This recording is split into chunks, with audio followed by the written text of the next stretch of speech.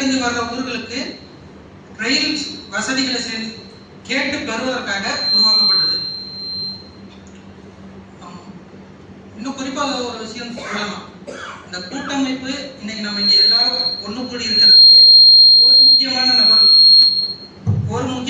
இருக்கார். அவர் தான் அண்ணன் பொதுச் செயலாளர் நஜீப் அவர்கள்.